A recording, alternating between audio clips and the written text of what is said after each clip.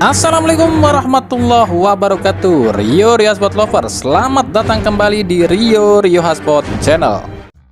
APPI alias Asosiasi Pesepak Bola Profesional Indonesia kembali merilis unggahan yang intinya menolak adanya regulasi 8 pemain asing di Liga 1 musim depan.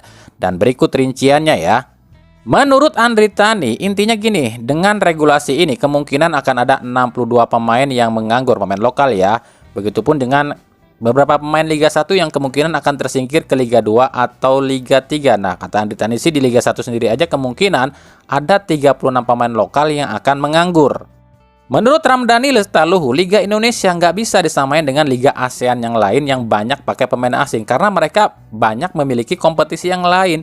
Dan Rani bilang, kita itu harus berkaca sama Jepang dan Korea Selatan yang lebih banyak pakai pemain lokal. Menurut Leonard Tupamahu, Liga Indonesia beda dengan Liga Eropa. Dan di Eropa aja dibatasin tuh untuk slot non-Uni Eropa alias untuk slot Asianya ya cuma 2. Dan mereka lebih banyak pakai pemain atau ngambil pemain dari akademi mereka. Menurut Hardika Aji, kalau kuota asing ditambah maka akan lebih banyak klub yang nunggak gaji. Sebab musim lalu aja ada 9 klub yang nunggak gaji. Gimana kalau pemain asingnya ditambah maka akan lebih banyak lagi dong klub yang nunggak gaji. Menurut Jupe, kalau kuota asing ditambah maka timnas akan kekurangan pemain sebab liganya akan diisi banyak pemain asing. Nah, silahkan komentar kalian. Gak apa-apa, komentar aja. Mereka kan punya pendapat masing-masing. Ya kita pun berhak dong berpendapat juga. Kalau pendapat kami pribadi untuk mengomentari ucapannya Andri Tani soal dia masalahnya 62 pemain yang akan atau pemain lokal yang akan nganggur. Ya kalau kualitas pemain lokal kita lebih bagus dibanding pemain asing, tentunya pemain lokal kita nggak akan tersingkir dong. Tapi kan faktanya ya pemain asing itu udahnya murah tapi kualitasnya lebih bagus. Di sini siapa yang disalahkan? Harusnya memotivasi pemain lokal agar lebih bagus lagi. Maka dia nggak akan kehilangan pekerjaannya. Itu aja, itu pendapat kami loh ya. Yang kedua, kami komentari ucapan Ramdhani Lestaluhu. Liga Jepang dan Korea Selatan pakai banyak pemain lokal sebab kualitas pemain lokal mereka itu kan setara dengan kualitas pemain asing. Beda dengan Indonesia. Jangankan antara pemain asing dan lokal, antara pemain cadangan dan pemain inti aja kualitasnya jomplang. Itu fakta loh. Buktinya lah situ aja dicadangin kok di Bali United. Nah itu pendapat kami loh ya. Yang ketiga, kami komentari ucapan Leonard Tupamahu. Betul emang di Liga Eropa itu dibatasi kuota non-Uni Eropa alias slot Asia. Tapi mereka lebih banyak pakai pemain Eropa. Artinya apa? Artinya di mata orang Eropa, di mata klub Eropa, kualitas pemain Eropa lebih bagus dibanding pemain Asia. Gitupun juga dengan klub Indonesia, kualitas pemain asing itu dianggapnya lebih bagus daripada pemain lokal. Itu loh. Yang keempat, kami komentari ucapan Hardika Aji. Kan yang minta kuota 8 pemain asing itu bukan PSSI dan LIB, tapi para klub yang minta. Yang artinya klub udah hitung-hitungan dong. Asing lebih murah tapi bagus, lokal mahal tapi kurang bagus. Kan sama aja toh. Artinya kalau masalah dia nanti nunggak gaji, kan udah dipikirin asing lebih bagus tapi murah. Berarti kami nggak usah nunggak gaji karena kan gajinya lebih murah. Itu loh secara logikanya. Itu pendapat kami loh ya. Yang kelima, kami komentari ucapan Jupe. Dia bilang timnas akan kekurangan pemain lokal. Lah bukannya diaspora juga lokal ya? Kalau begitu Anda masih membedakan dong antara diaspora dengan lokal. Ya kalau soal kesempatan masuk ke timnas itu balik lagi ke kualitas pemain lokal kita. Dia mampu nggak, mau bersaing nggak dengan pemain-pemain asing yang akhirnya meningkatkan kualitas dia. Sebab pelatih timnas itu pasti akan pakai kok kalau pemain lokal kita itu memang kualitasnya setara dengan pemain diaspora. Contoh aja Malik Rizaldi, Rizky Ridho, Pratamaran atau Asnawi yang selalu dipakai Sintayong di timnas. Karena Sintayong ngerasa kualitas mereka ini hampir sama dengan pemain diaspora. Ya itu lagi, baik lagi kalau pemain lokal kita mampu menjaga kualitasnya bahkan meningkatkan kualitasnya, maka nggak usah takut nggak kepilih di timnas. Itu aja sih pendapat kami. Ya balik lagi lah, perbaiki atau benahi dulu liga dan para pemainnya, baru kita bicarakan soal timnas. Karena timnas itu masih ada program diaspora loh. Lagian kan yang ngusulin 8 pemain asing ini tuh bukan PSSI atau LIB loh, tapi para klub loh yang ngusulin. Karena kan berarti para klub ini tuh udah hitung-hitungan, mungkin aja hitung-hitungannya gini ya.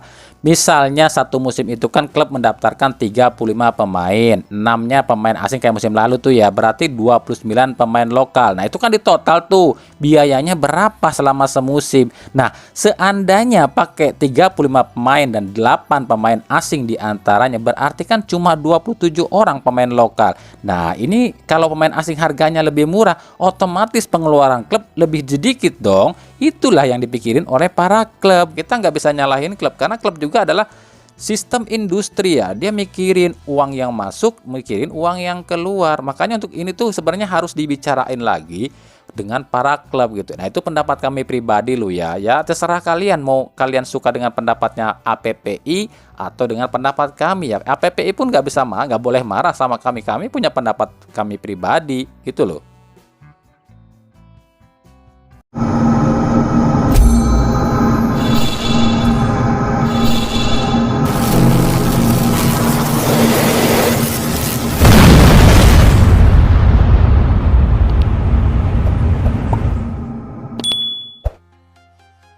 Lanjut ya, netizen plus 62 kembali bikin ulah. Kali ini menimpa klub Groningen di Belanda. Ya, klub ini tuh kena sasaran usai klub ini mendepak Wak Haji alias Ragnar Oratmangun. Para netizen plus 62 berbondong-bondong menghujat klub Groningen dengan berbagai cacian dan makian.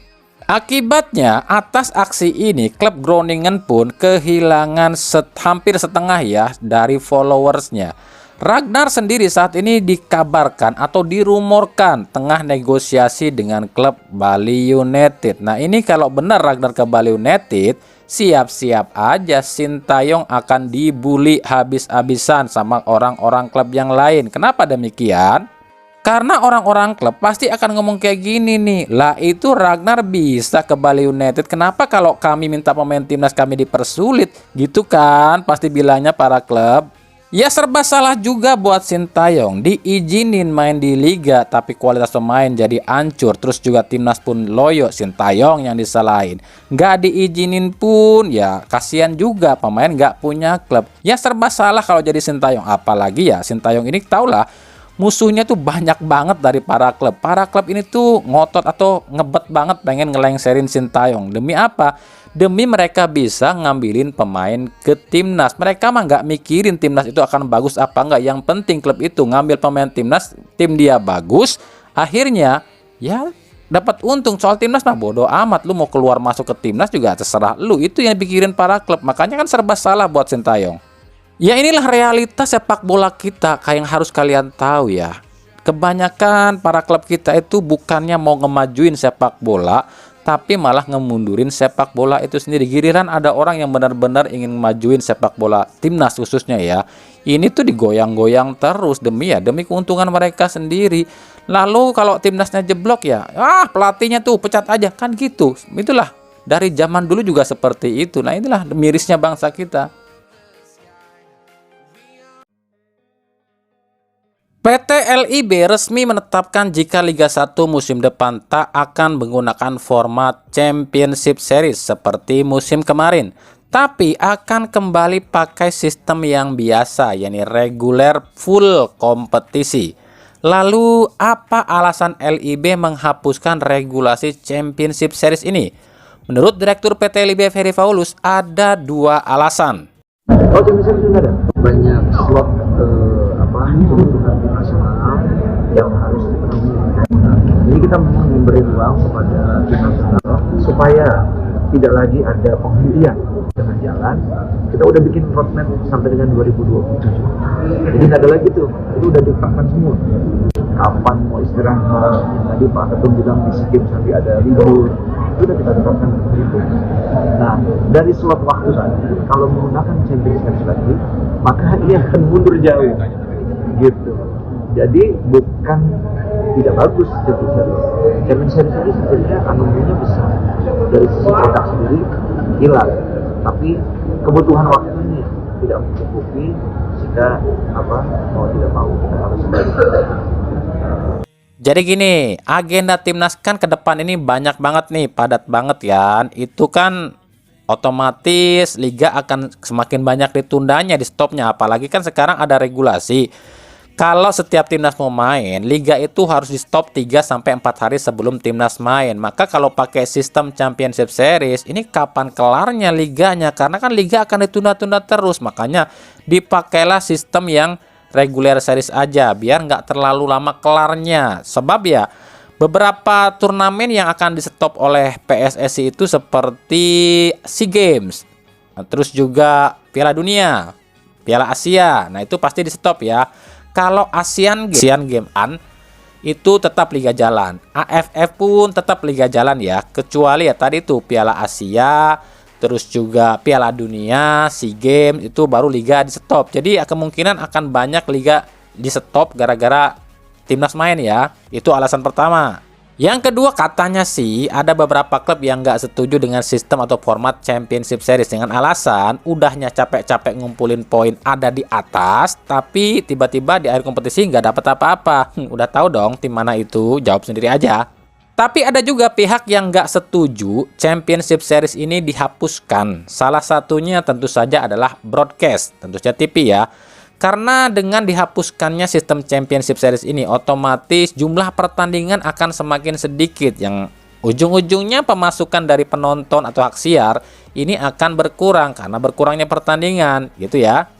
Tapi menurut LIB ya mau gimana lagi, sekarang LIB ini nggak berkutik sebab ya yang ngatur jadwal liga atau mungkin pertandingan liga itu kan sekarang PSSI. PSSI yang nentuin nih kapan liga dijalankan, kapan liga di stop. Nah, gimana menurut kalian dengan format baru? Bukan baru sih, balik lagi ke lama sih sebenarnya. Apakah ini akan menguntungkan sejumlah pihak atau merugikan sejumlah pihak?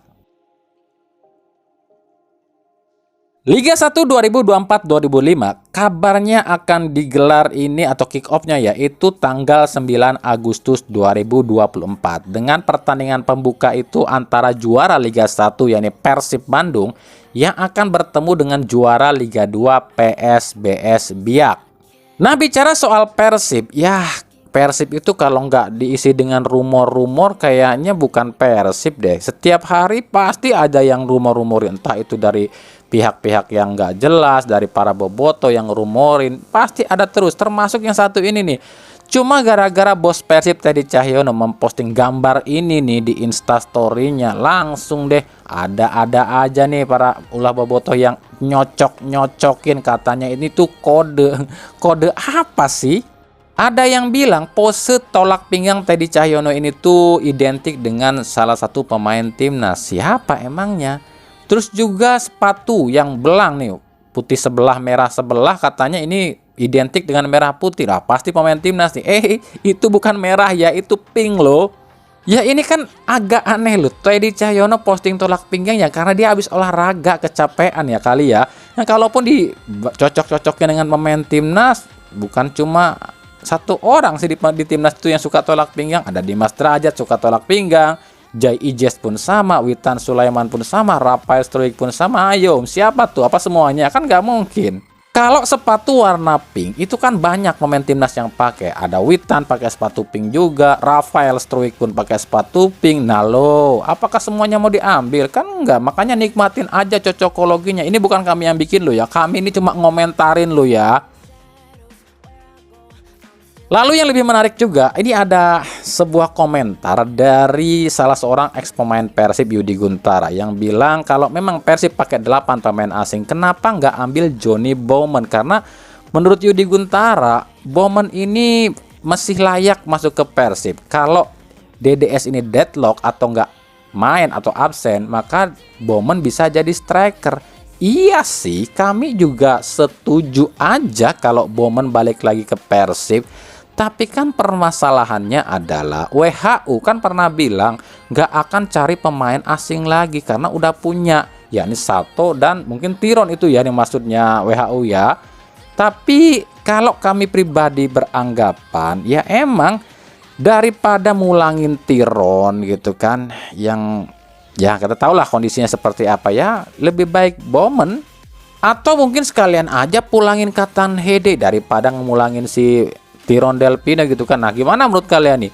Setuju nggak nih? Apakah kalian setuju Tiron ini balik lagi ke Persib atau Persib ngambil pemain seperti Bowman dan Kattanhede? Nah, gimana menurut kalian?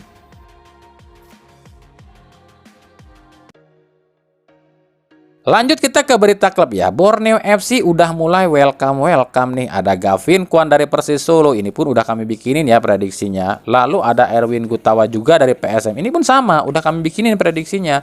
Selanjutnya ada siapa ya? Ya kemungkinan asing sih untuk gantiin Winangtun ataupun Kadenazi dan juga Silverio Junio.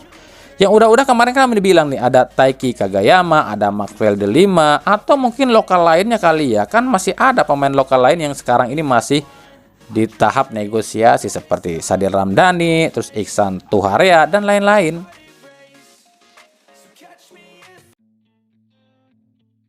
Dari Barito Putra ada nama Azamat Abdullaev, bek asal Uzbekistan yang musim lalu main di Liga 2 bersama PSKC Cimahi. Abdullaev terpantau lagi nego nih dengan tim Barito Putra. Jadi penasaran ya, siapa aja sih pemain asing Barito Putra musim depan? Untuk lokal sendiri baru-baru ini ada dua nih yang udah mulai masuk nih. Ada Novan Setiasa Songko dan juga Satria Tama. Dua-duanya dari Madura United juga nih. Nah, ini kan belum ketahui nih siapa lagi yang akan masuk ke Barito Putra. Ya, kita tunggu aja deh pengumuman resminya.